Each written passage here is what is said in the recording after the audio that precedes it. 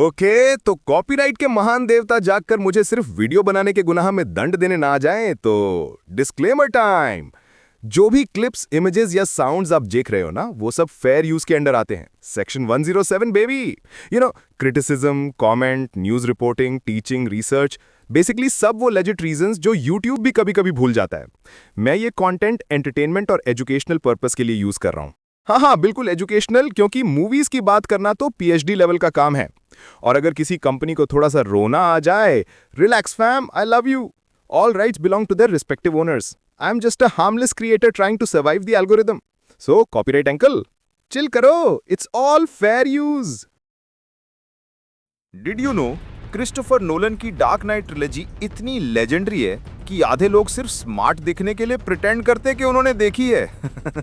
वैसे welcome to our brand new series did you know, जहां हम मूवीज के दुनिया के अमेजिंग वियर्ड चीजों के बारे में आप लोगों को बताते हैं। और हाँ, एपिसोड कब ड्रॉप होगा मैं भी नहीं जानता, क्योंकि मुझे थोड़ा कम लेजी बनना पड़ेगा। लेकिन अगर आप ज्यादा प्यार दिखाओगे तो बस expect the unexpected. Fact 1, Batman की आवाज एक एक्सीडेंट था। Did you know Christian Bale का वो deep I am Batman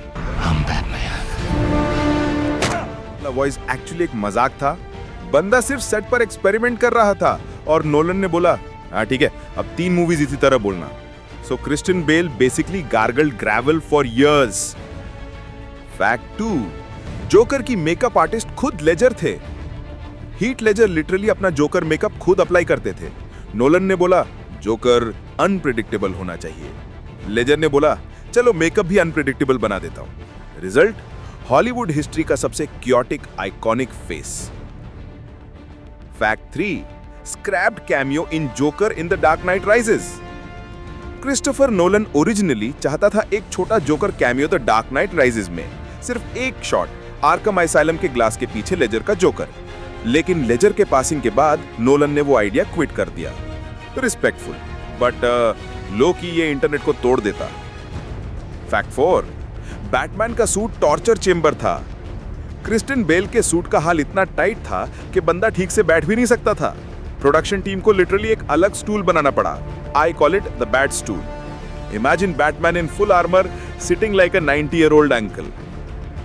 fact 5, Ben का वॉइस एक बॉक्सर से इंस्पायर्ड था।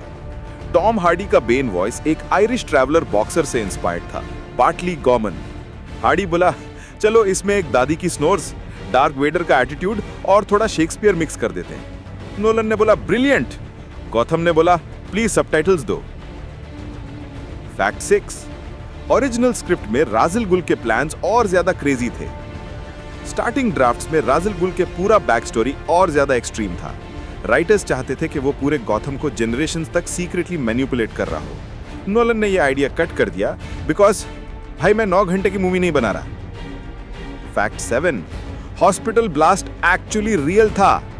नोलन को ग्रीन स्क्रीन पसंद नहीं, बिल्कुल नहीं, इसीलिए द डार्क नाइट का पूरा हॉस्पिटल ब्लास्ट रियल था। वीएफएक्स टीम ने बोला कंप्यूटर में कर लेते सर। नोलन ने बोला नहीं। फैक्ट 8, टू फेस का रिटर्न का एक सीन था।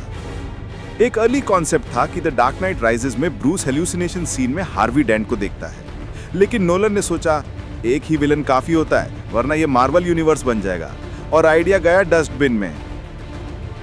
फैक्ट 9, क्रिस्टियन बेल ऑलमोस्ट बन गए रियल लाइफ विलन। एक इंटरव्यू के अकॉर्डिंग क्रिस्टियन बेल एक बार टर्मिनेटर के सेट पर किसी लाइट टेक्नीशियन पर गुस्सा हो गए थे, और लोग बोलते बैटमैन फिक्शनल है, भाई रियल लाइफ में भी बंदा लोगों की रोशनी बंद कर देता था।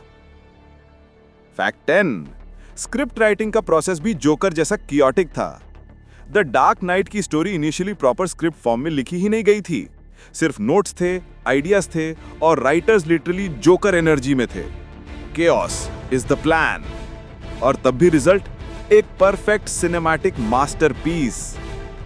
तो ये थे कुछ ऐसे फैक्ट्स जो डार्क नाइट ट्रिलॉजी को और भी ज्यादा सैवेज और स्पेशल बनाते हैं। और अगर आप चाहते हैं कि मैं नेक्स्ट एपिसोड जल्दी लाऊं, तो ज्यादा प्यार दिखाओ, कमेंट्स डालो, शेयर्स कराओ, और बस एक्सपेक्ट द अनएक्सपेक्टेड।